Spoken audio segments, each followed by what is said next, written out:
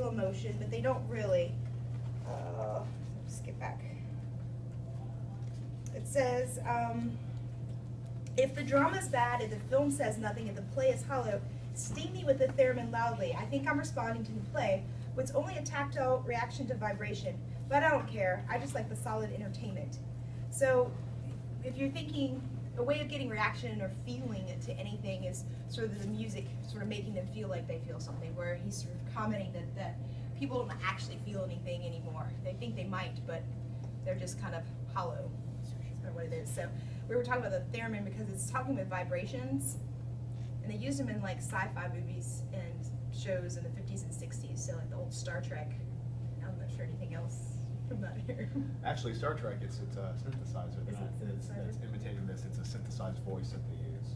That's what most of the times you think it's a theremin. It's actually not. Oh, really? So this is a theremin. It was invented by Leon Theremin pre sort of World War I.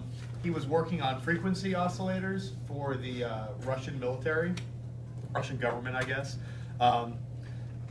He left Russia, came to the United States in 1928 and patented the theremin. So it says it was invented in 1928, but it wasn't in 1928. It has these two metal prongs that each have radio oscillators in them. The first one controls volume. That's why I keep holding it every time it makes a sound. I can also mess with the volume here. Sort of gives me less range with it. This is pitch. The closer I get to it, the higher the pitch gets if I touch it. That's as high as it gets. I can also mess with these knobs some to make the highest pitch higher or lower. I have it in the middle of the road right now.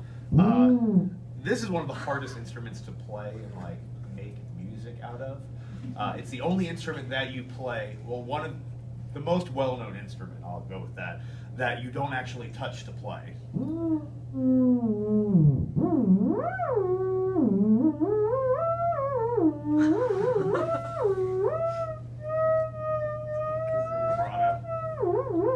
was funny because the video I played the other day, the guy was actually playing like Bach. Yeah, With so the theremin, so it was just like, whoa. And that he's probably in the top 0.000000001% of theremin players in the world.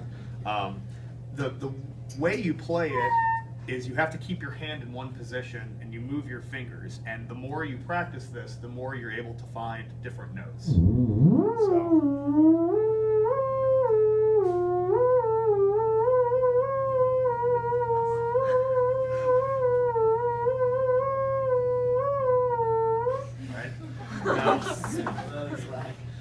This is used in a lot of movie soundtracks from the 50s, like Miss Eriko said.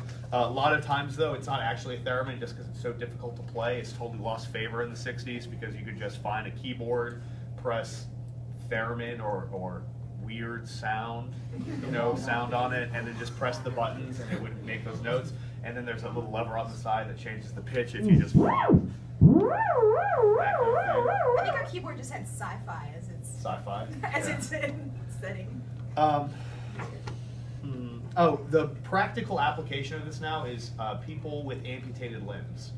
Because if you can't play saxophone if you don't have any hands, you can't play drums if you don't have hands, but you can play theremin because all you have to do is move closer and further to it. So people that are unable to play other instruments because of whatever reason, that they can still have some sort of musical experience with this. It would be an excellent dubstep instrument. This is pretty much every dubstep instrument combined into one right now. I take offense to that.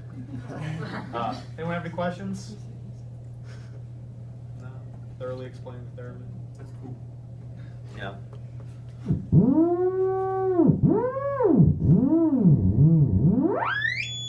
I'm trying to think the play that we saw may have had some kind of weird sounds like that in it. Yeah.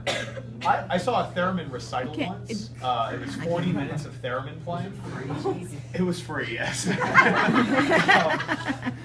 And I mean, it was just a lot of.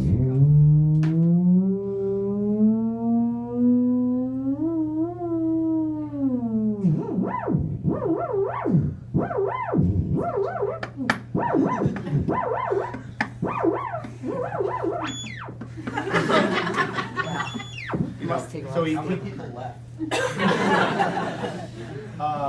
no one. I mean, everyone was there, and they were like, "Yeah, Theremin."